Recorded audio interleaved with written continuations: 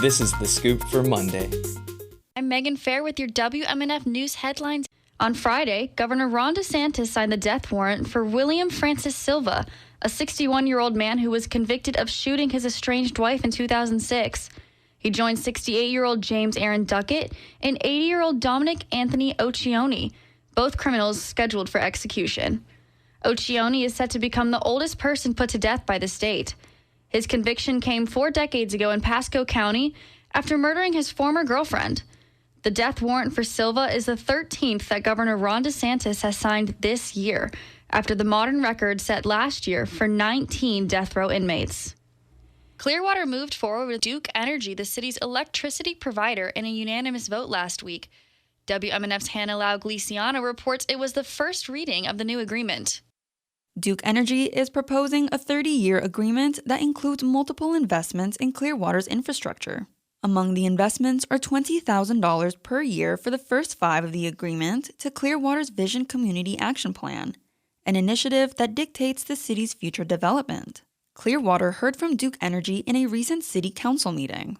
Melissa Satius, the president of Duke Energy Florida, said some of the other benefits include hurricane preparation. Duke Energy, over the next 10 years, we have in our work plan now about $632 million that are planned for storm hardening and grid reinforcement. Bruce Rector, the mayor of Clearwater, thanked the company for the new proposal, but didn't provide any comments regarding a previous proposal to replace Duke Energy with a city-owned municipal utility to lower costs for residents. This process of looking at it has been incredibly valuable to our city, regardless of what path we choose going forward. According to a study done by Duke Energy, it would cost the city more than $1 billion to take over the power grid.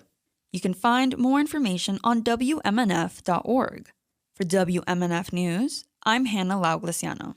The second tropical depression of the hurricane season formed in the eastern Gulf over the weekend. While the system will continue to send occasional rain bands towards the state, meteorologist Andrew Wolfhoek from the Florida Public Radio Emergency Network says the biggest impacts will likely be felt elsewhere. The season's second tropical depression remains fairly disorganized about 150 miles south of Panama City. As a precaution, a tropical storm watch has been issued for coastal communities along the Panhandle as the cyclone will get a bit closer before making a more noticeable turn towards the west. On the forecast track, the cyclone is expected to stay well south of Panama City and Pensacola. The biggest impacts for the Sunshine State will be rainfall from the occasional bands and rough ocean conditions along the Gulf Coast. Where the rain bands train over the same area, isolated flooding will be a concern, but for most of the state still dealing with drought conditions, any rainfall will be welcome news. Andrew says that if the tropical depression is able to reach tropical storm status, it would earn the name of Bertha. We should expect traditional warm storm watches and warnings to be issued for states along the central Gulf Coast throughout the day. The Woodson African American Museum of Florida will get a new home within the historic gas plant district's redevelopment plan. WMNF Julia Saad reports local leaders and museum directors are excited with the new change. After a 6-month renovation, the Woodson African American Museum of Florida has reopened in South St. Petersburg. Now time to pause. It's been 40 years of promises. But according to St. Petersburg's mayor, Ken Welch, this is not the museum's permanent home. We have not only asked, but we have demanded that this community remember the promises made when the historic gas plant was taken away, and that the history of this community be remembered with a new and dedicated African American History Museum on the historic gas plant site. A proposal for redeveloping the historic gas plant district announced earlier this month would allocate $10 million for the Woodson's new building. The museum would move from the small single-room house into a multi-level building with several galleries.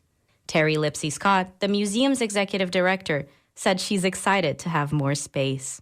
We cannot contain African American history in a 4,000 square foot space.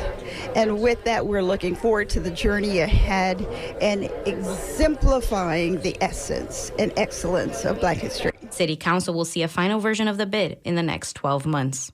For WMNF News, I'm Julia Saad. It will be partly sunny with a high near 91. I'm Megan Fair with the WMNF News headlines. This is The Scoop, recorded at WMNF Tampa.